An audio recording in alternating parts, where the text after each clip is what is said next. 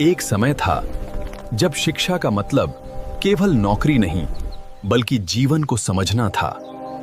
तो सवाल उठता है, क्या दुनिया में कभी ऐसा कोई स्थान रहा है जहां शिक्षा धर्म से ऊपर थी, जहां ज्ञान सीमाओं से मुक्त था, जहां सीखने का उद्देश्य सत्ता नहीं बल्कि सत्य था? इतिहास चुपचाप एक नाम सामने रखता है, नालंदा। यह सिर्फ एक विश्वविद्यालय नहीं था, यह एक विचार था, एक प्रयोग था और शायद एक चुनौती भी। नालंदा को समझने से पहले हमें उस दुनिया को समझना होगा जहां नालंदा पैदा हुआ। 5वीं शताब्दी के आसपास दुनिया का ज्यादातर ज्ञान धर्म और सत्ता के कब्जे में था। ग्रीस का स्वर्ण काल ढल चुका था और भारत में ज्ञान था लेकिन बिखरा हुआ। गुरुकुल थे, आश्रम थे, पर कोई ऐसा केंद्र नहीं था जहां दुनिया भर का ज्ञान इकट्ठा हो। यही वो खाली जगह थी जिसे भरने के लिए इतिहास ने एक कदम उठाया। नालंदा की स्थापना का श्रेय जाता है गुप्त वंश के सम्राट कुमारगुप्त प्रथम को, जो लगभग 427 ईस्वी में स्थापित किया था। लेकिन सवाल ये नहीं कि किसने बनाया, सवाल ये है क्यों बनाया।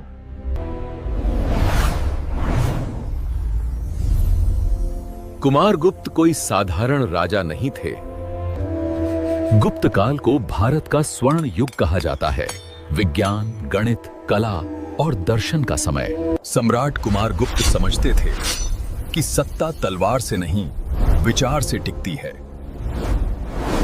उन्होंने नालंदा को केवल एक बौद्ध मठ नहीं बनाया, बल्कि एक ऐसा अंतरराष्ट्रीय ज्ञान केंद्र जहां प्रवेश का आधार जन्म नहीं बल्कि बुद्धि थी।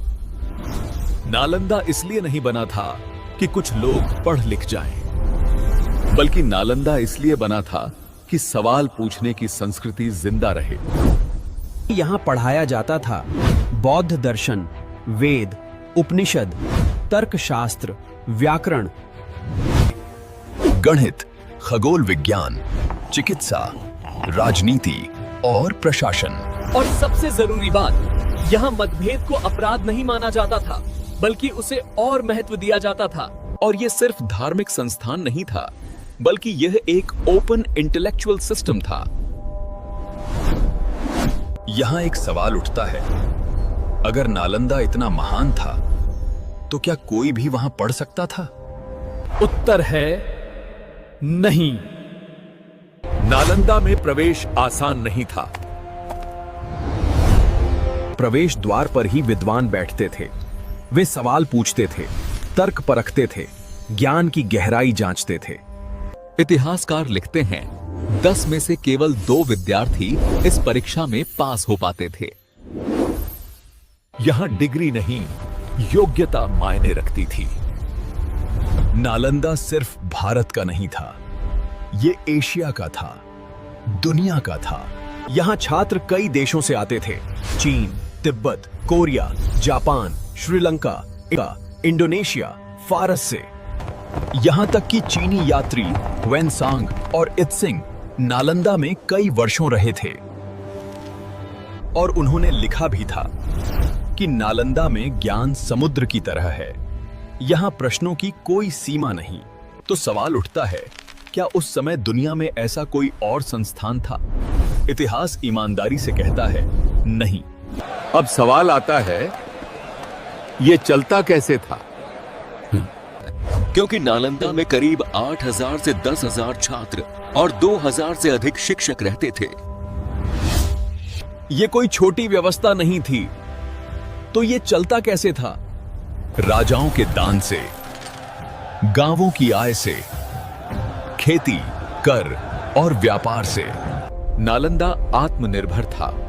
यह किसी एक राजा पर निर्भर नहीं था। यही इसकी ताकत थी और शायद यही इसकी कमजोरी भी थी। नालंदा का पुस्तकालय 3 विशाल इमारतों में फैला था, रत्न सागर, रत्नोदधि एवं रत्न रंजक।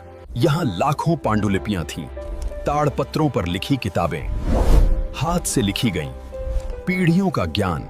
कहा जाता है जब नालंदा जला तो पुस्तकालय 3 महीने तक जलता रहा। ये अतिशयोक्ति नहीं, ये उस ज्ञान की मात्रा का संकेत है। फिर सवाल उठता है, अगर नालंदा इतना महान था तो टूटा क्यों? इतिहास में कोई भी महान चीज अचानक नहीं गिरती। नालंदा का अंत भी एक दिन में नहीं हुआ।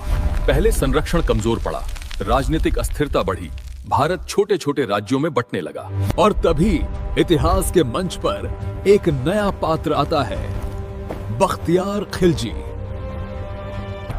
जिसने 1193 ईस्वी में बिहार और बंगाल की ओर बढ़ रहा था। उसके लिए नालंदा सिर्फ एक इमारत नहीं था, ये एक अजनबी विचार था। ऐसा ज्ञान जो उसके धार्मिक ढांचे से बाहर था। इतिहासकार मिन्हाजे सिराज लिखते हैं,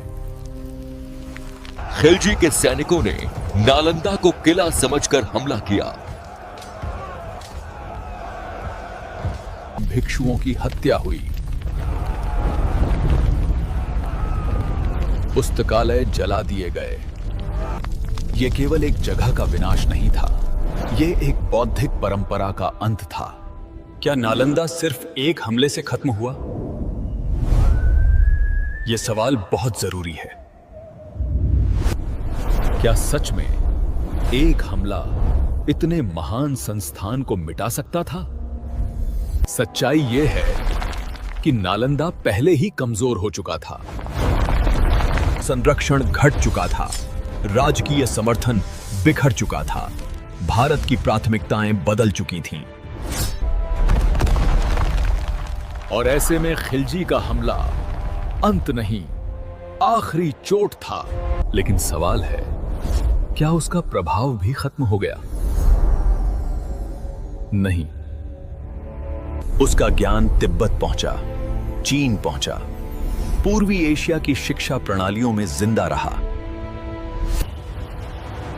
लेकिन भारत में ही हमने उसे धीरे धीरे भुला दिए थे।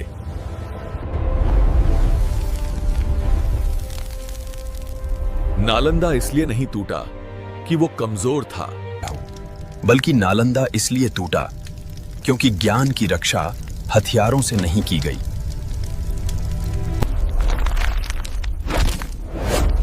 आज सवाल ये नहीं है कि नालंदा किसने जलाया, आज सवाल ये है, क्या हम फिर से ऐसी जगह बना सकते हैं जहां सवाल पूछना सुरक्षित हो, जहां ज्ञान सत्ता से ऊपर हो?